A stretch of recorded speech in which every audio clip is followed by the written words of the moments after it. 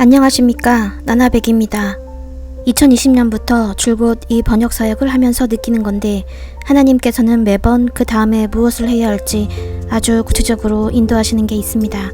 그것이 어쩌다 한 번이 아니라 모든 순간이 다 그런 것 같습니다.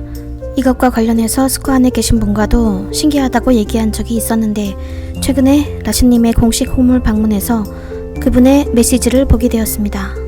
그것을 읽으면서 이제 이것의 때가 되어 그 두루마리를 폴라 하시는 것 같아 이 텍스트를 번역하게 되었습니다. 전체는 총 5장인데 저는 4장, 5장만 번역하였습니다. 앞에 3장은 라시님이 23살에 세네갈에서 학위를 마치고 프랑스로 유학을 가서 22년을 지내며 겪었던 일과 처음 예수님을 만나는 내용이 있습니다. 4장은 부르심을 받아 스코 안에 가서 제자 사역을 받는 이야기와 선지자께서 본향에 가시던 날에 생생한 기록이 있습니다.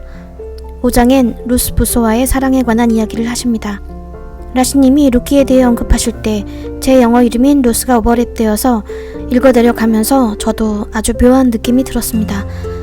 이 세상에서는 매일 사랑을 노래하고 얘기하지만 이제는 그것이 너무 흔해 빠지고 색바래진 진부한 것이라 생각했는데 이 메시지에서 남녀 간의 사랑도 성스럽고 아름다울 수 있음을 느꼈습니다.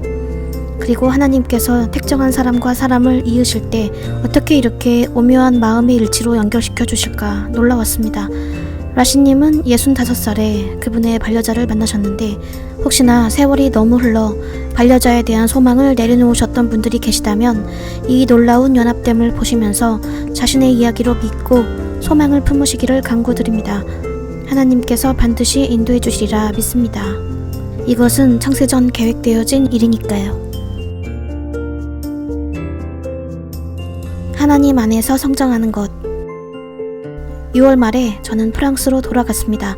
저는 프랑스를 떠나서 제 삶에 계신 하나님의 부르심의 방향을 따르기로 결심했습니다. 이것은 하나님께서 1998년에 제게 주신 꿈의 실현을 위한 것이었습니다. 2002년 7월 16일 저는 진짜 22년 만에 프랑스를 떠났습니다. 저의 직을 사임한 뒤 생일날인 7월 17일 전날 나이지리아에 도착했습니다. 저의 삶에서 새로운 장이 열린 순간이었습니다. 그 후 19년 동안 저는 성령학교에서 선지자 TV 조슈아께 교육받고 배우고 훈련받고 그의 인도하심을 따랐습니다. 우리의 스승께서는 우리를 이렇게 가르치셨습니다. 너희가 하나님의 사람이면 너희는 그분의 과정을 따라야 한다. 저는 우리 중 누구도 스스로 자신의 의지로 선지자 TV 조슈아와 함께 하는 것이 아님을 알게 되었고 우리는 오직 우리의 십자가를 지고 그리스도의 성품을 잇기 위해 왔다는 것을 깨달았습니다. 그는 우리에게 기름 부음이 계획이나 방법이나 기계류로 되는 게 아니라 알맞은 사람들을 통해서 작용되는 것이고 그 기름 부음에 알맞게 되기 위해서 우리는 하나님의 과정을 겪어야 한다고 반복해서 거듭 말씀하셨습니다. 우리는 녹여져서 다시 매만져지고 그리고 채워져야 합니다. 그것이 제자 프로그램의 훈련과 교정과 사랑과 배움의 목적이었습니다. 그분은 우리에게 이렇게 말씀하셨습니다. 나는 너희를 낳기 원하며 너희가 내가 하는 것보다 더 큰 일들을 하기를 원하노라. 우리가 그의 남기신 글들을 읽을 때 우리는 그의 삶을 읽습니다. 그는 모임에서 우리들에게 그리스도 안에서 리더가 되는 데 필요한 것을 가르치셨습니다. 우리가 다른 사람들을 훈련시킬 수 있도록 우리를 훈련시키셨고 우리가 다른 사람들을 가르칠 수 있도록 우리를 가르치셨습니다. 너희는 오직 너희가 잘못을 바로잡을 수 있는 곳에서 너희의 성품을 쌓을 수 있다. 우리의 사역을 하는 것은 바로 우리의 성품이요 우리의 성품이 우리의 스승이다. 하나님의 일을 일으키는 것은 성품의 몫이다. 2012년 1월 21일 제자 모임 때의 말씀.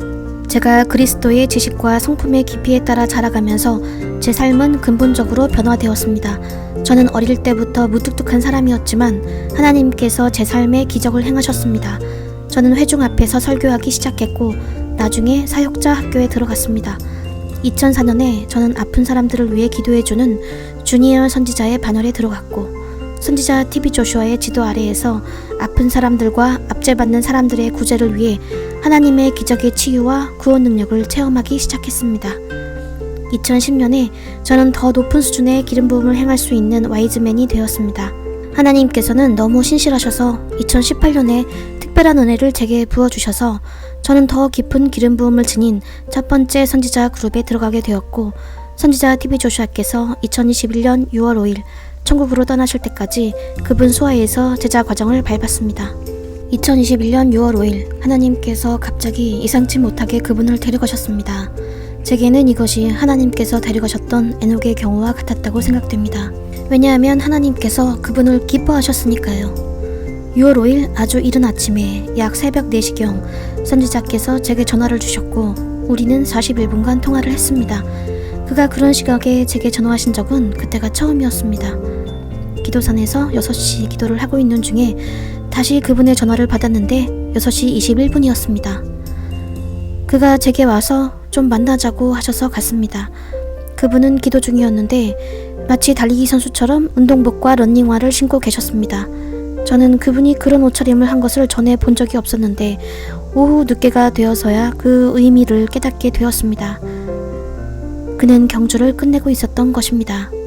그 마지막 날 6월 5일 그분은 그 마지막 예배에 나오시기 전 저에게 설교하라며 저를 내보내셨습니다. 저는 메시지를 전했고 이후 제가 설교를 마쳤다는 것을 알리기 위해 그분께 전화드렸습니다. 그것이 그분 아래에서 제자 과정을 밟으며 행한 저의 마지막 과제였습니다. 그분은 잠시 후에 나오셔서 예배가 끝난 후 집에 돌아갈 시간이 되었다고 간결하게 말씀하셨습니다. 그 이상한 말이 제 마음에서 울리고 있었습니다. 그분이 제 곁을 지나가실 때 무슨 일이 곧 일어날 것이라는 생각이 제 마음을 뒤흔들기 시작했습니다. 1시간도 채 되지 않아 그분은 천국에 가 계셨습니다. 그것은 마치 꿈 같은 일이었고 제 삶에 큰 충격이 되었습니다. 저를 영적으로 입양하신 그분이 거기에 더 이상 안 계셨습니다. 그분의 이행은 전 세계의 크리스천 교계를 뒤흔들었고 우리의 믿음은 생존 모드로 들어갔습니다. 하나님의 지도를 향한 우리의 확신은 특이한 방식으로 도전이 되었고 저는 오로지 하나님께로만 더 가까이 달려갔습니다. 깊은 고통으로 생살이 드러난 제 마음은 갑자기 영원한 진리에 아주 민감해지게 되었습니다. 특별한 능력이 왔고 저는 우리의 시험 가운데서도 하나님의 보이지 않으시는 손을 느낄 수 있었습니다. 저는 그것이 하나님의 뜻이었다는 것을 알았기에 감정적으로 반응하기보다는 오히려 믿음과 겸손의 길을 따르는 것이 유일한 방법이라고 생각했습니다. 2015년 모임 때 스승님이 하신 말씀이 이제 제 마음에 반향을 일게 합니다. 여기에서의 너희의 때는 교사가 여기에 있을 때보다 여기 없을 때 더 축복이라. 너희가 볼 수 없는 참 스승이 계시니 하나님과 함께 나란히 걸을 때는 끝났습니다. 이제 하나님을 위해 걸어갈 때가 되었습니다. 마음의 사랑. 저는 제 크리스천의 삶에서 제가 가장 큰 고난의 한가운데 있을 때 한 여성에 대한 그런 깊은 사랑이 피어올라 지속될 수 있다는 것을 한순간도 상상해 본 적이 없었습니다. 저는 여러 번 성경을 읽었고 매번 우연히 룻기를 읽게 되었어도 결코 그것이 오늘날 제 삶에서 실현이 될 거라 생각해 본 적이 없었습니다. 제가 그렇게나 많이 읽었던 성경 속의 룻기 이야기가 오늘 제 삶에 이루어졌습니다. 그렇게 소중하고 사랑하는 아버지에 대한 애도를 할 무렵에 마음속에 정욕이나 육신의 욕망에 대한 여지를 남기는 사람은 아무도 없을 겁니다. 그러나 2021년 8월 룻기의 말씀으로 된 하나님께서 주신 계시가 제 마음을 비추었습니다. 마음의 사랑이 무의식적으로 통제 불가능할 정도로 제 마음속 깊은 곳에서 샘솟기 시작했습니다. 제가 그것에 대해 기도하면 할수록 성경 말씀은 사역자들 중 한 명인 루스를 저에게 계속 가리켰습니다. 저는 그것에 관해 기도하면서 그 계시에 대해 수차례 저항했고 그것을 다름이라는 깔개자락 아래로 쓸어담아 꺼트리려고 애를 썼습니다. 그러나 그것을 꺼버리려고 시도할 때마다 그것은 점점 더 깊어만 갔고 저는 마치 잠궈질 수 없는 수도꼭지의 물로 물바다가 된 바닥을 빗자루로 쓰려는 사람처럼 애를 쓰고 있었습니다. 저는 그것이 그저 일방적이고도 일시적으로 겪는 일이겠거니 생각했는데 루스가 한 꿈을 꾸었다고 하면서 내게 말하기를 주저할 때에야 비로소 그녀도 동시에 똑같은 일을 겪고 있다는 것을 알게 되었습니다. 저는 그녀에게 마음의 소리에 귀를 기울여야 한다고 했더니 그녀가 갑자기 나에 대한 꿈을 꾸었다고 말했습니다. 그녀는 그 똑같은 날의 이른 아침 저도 또한 그녀에 대한 계시를 받은 것을 몰랐습니다. 제 인생에서 처음으로 저는 성경이 말씀하시는 마음의 일치라는 것을 경험하게 되었습니다. 그것은 마치 답계가 제거된 것 같았고 그동안 왜 늘상 우리 사이에 굉장히 깊은 수준의 상호 존중과 이해의 통달이 있었는지 그 이유를 이해하기 시작했습니다. 우리의 서로를 향한 사랑은 우리의 마음속에서 시작되었고 그것이 굉장히 깊어지고 자연스럽게 되어 2022년 2월 14일 루스와 결혼했을 때 그 사랑은 영원한 운명의 하나님 안에서 믿음으로 봉인되어졌습니다. 저는 큰 교훈을 얻었습니다. 하나님의 사랑은 비합리적인 것 같습니다만 그것은 인간의 마음이라는 진짜 사랑의 셈에서 자발적으로 꾸밈없이 샘솟는 것입니다. 인생은 기회의 문을 결코 완전히 닫지 않습니다. 하나님께서 개입하시면 그 무엇도 너무 늦거나 불가능한 것은 없습니다. 마음의 사랑은 색깔도 없고 나이도 없고 사고방식도 없습니다. 세속적인 사랑은 결정에 앞서서 결코 이성을 지나치지 않지만 마음에서 우러나오는 사랑은 이성을 초월하여 바라봅니다. 그것은 오로지 그리스도께로부터 나오는 마음의 평안이라는 한 길만 따라갑니다. 예수 그리스도 안에서의 우리의 공동의 믿음과 성령의 평안이 서로의 운명을 위한 우리의 연합됨을 봉인시키셨습니다. 우리는 예수 그리스도의 사역을 가장 먼저 염두에 두면서 아브라함과 사라, 보아스와 룻, 그리고 모든 거룩한 크리스천 가정과 같이 동일한 삶의 여정을 막 시작했습니다. 우리는 인생을 앞으로 살지만 그것을 거꾸로 이해한다고 합니다. 이제 제가 인생을 되돌아보면서 저는 진실로 이것이 기적이라고 말할 수 있습니다. 저는 2022년 6월 19일 하나님의 대학을 시작합니다. 하나님께서 제 삶에 주신 강력한 비전을 계속 따라가며 걸음걸음마다 그분의 지시하시는 손을 바라보겠습니다.